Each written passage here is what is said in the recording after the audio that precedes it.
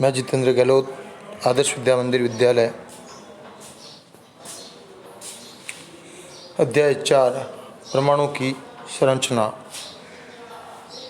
19वीं शताब्दी तक ये जान लिया गया कि परमाणु साधारण और अविभाज्य कण है, बल्कि इसमें कम से कम एक अपरमाणविक कण इलेक्ट्रॉन विद्यमान होता है। अर्थात हम ये कहते हैं कि परमाणु सूक्ष्मतम अविभाज्य कण है जिसे आगे तोड़ा नहीं जा सकता। लेकिन 19वीं शताब्दी के पश्चात धीरे धीरे जब वैज्ञानिकों द्वारा इनकी खोज आगे बढ़ाई गई तो उन्होंने देखा कि परमाणु भी आवेशित कण होता है। परमाणु के अंदर कई प्रकार के आवेश उपस्थित होते हैं। परमाणु विद्युत रूप से उदासीन है, लेकिन उसके अंदर कई प्रकार के आवेशित कण उपस्थित होते हैं।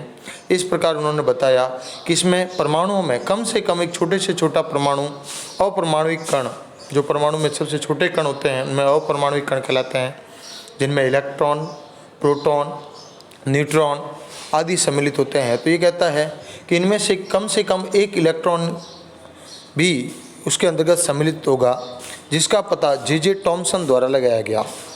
इलेक्ट्रॉन के संबंध में जानकारी प्राप्त होने पर से पहले वैज्ञानिक ई गोल्डस्टीन ने 1886 में एक नए विकिरण की खोज की, जिसे कैनाल रे के नाम से जाना गया।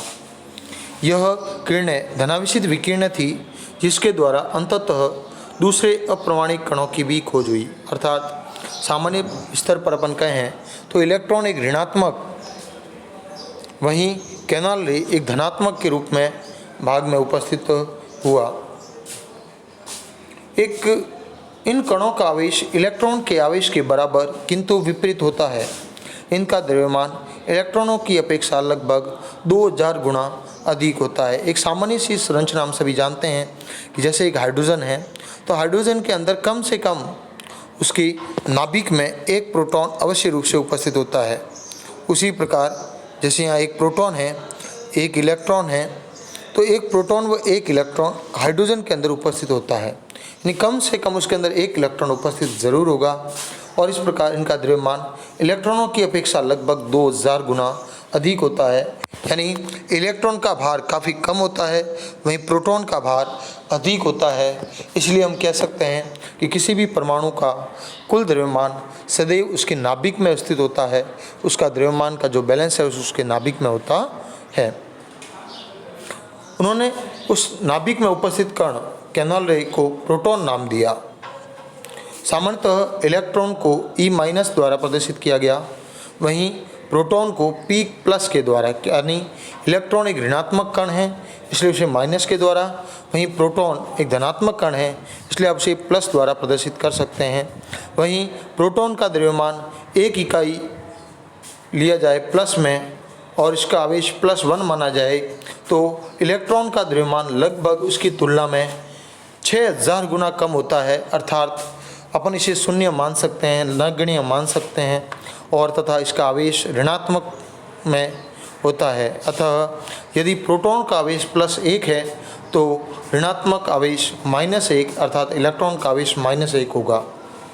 जैसा कि एक चित्र में आप देख सकते हैं कि प्रोटॉन की संख्या 2 है तो इसके अंदर इलेक्ट्रॉनों की संख्या भी 2 है। अर्थात धनात्मक आवेश प्रोटॉन 2 है, वहीं ऋणात्मक आवेश इलेक्ट्रॉन भी 2 है। इस प्रकार एक परमाणु में उपस्थित प्रोटॉनों व इलेक्ट्रॉनों की संख्या सदैव समान होती है। इसलिए परमाणु सदैव विद्युत रूप से उदासीन होता है, उनका आवेश संतुलित होता है। परमाणु प्रोटॉन और इलेक्ट्रॉन से बने हैं जो परस्पर आवेशों को संतुलित करने से निर्मित हुए हैं। और इससे ये भी पता चलता है कि प्रोटॉन परमाणु के भीतरी भाग अर्थात नाभिक में पाए जाते हैं, वहीं इलेक्ट्रॉनों को आसानी से परमाणु से बाहर निकाला जा सकता है क्योंकि ये इसके चारों ओर बाहरी कक्षकों में उपस्थित होते हैं। लेकिन प्रोटॉनों को इलेक्ट्रॉन से अर्थात परमाणु की संरचना से बाहर नहीं निकाला जा सकता।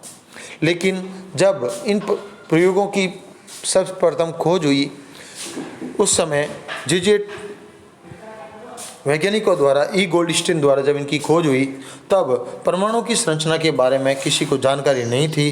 तो उस समय लोगों ने अनुमान लगाया कि एक कण के परमाणु की संरचना किस प्रकार की होती है, उसे किस प्रकार देखा जा सकता है, इसके बारे में उन्होंने अध्ययन करने का प्रयास किया। सर्वप्रथम डाल्टन ने एक विचारधारा बताई। परमाणु की संरचना में डाल्टन ने परमाणु सिद्धांत के बारे में बताया। डाल्टन ने बताया कि प्रत्येक परमाणु प्रत्येक पदार्थ छोटे छोटे सूक्ष्मतम कणों से मिलकर बना होता है और प्रत्येक पदार्थ के ये सूक्ष्मतम कण अलग अलग गुण उपस्थित होते हैं, उनमें अलग अलग गुणधर्म उपस्थित होते हैं, उनके गुण अलग अलग होते हैं। वहीं अलग अलग तत्वों के, पहला उन्होंने कहा कि एक ही तत्व के परमाणु एक ही समान गुणधर्म प्रदर्शित करते हैं, यानी एक ही समान के गुण प्रदर्शित करते हैं।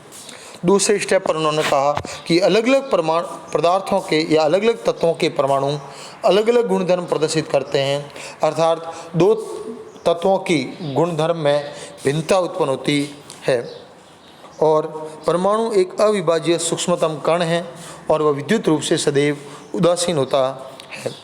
लेकिन परमाणु के भीतर दो मूल कणों इलेक्ट्रॉन और प्रोटॉन की खोज ने डाल्टन के परमाणु सिद्धांत की धारणा को गलत साबित कर दिया। अब ये जानना आवश्यक था कि इलेक्ट्रॉन और प्रोटॉन परमाणु के भीतर किस प्रकार व्यवस्थित होते होंगे और इनको समझाने के लिए बहुत से वैज्ञानिकों द्वारा मॉडल भी प्रस्तुत किए गए, जिनमें जे टॉमसन पहले वैज्ञानिक थे जिन्होंने परमाणु की संरचना हेतु अपना पहला मॉडल प्रस्तुत किया। उन्होंने अपनी पहली विचारधारा लोगों के सामने प्रस्तुत की। जे टॉमसन या जे थॉमसन एक ही व्यक्ति के नाम हैं।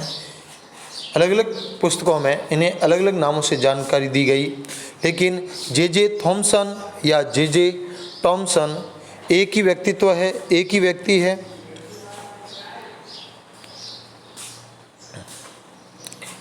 भौतिक शास्त्री जे टॉमसन का जीवन परिचय।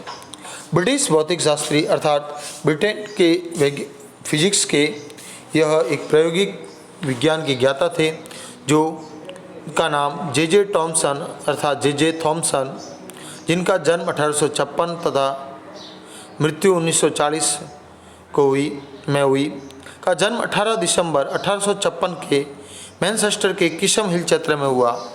इन्हें इलेक्ट्रॉन की खोज के कारण 1906 में उनको भौतिक शास्त्र में नोबेल पुरस्कार दिया गया। 35 वर्ष तक वे कैम्ब्रिज में कैवेंडिश प्रयोगशाला के निर्देशक भी रहे और उनके प्रयोग कार्यों के कारण उनके साथ प्रयोग करने वाले 7 सहयोगियों को भी, जो उनके साथ काम करने वाले 7 सहयोगी थे, उनको भी आगे चलकर नोबेल पुरस्कार मिला। टॉमसन का परमाणु मॉडल।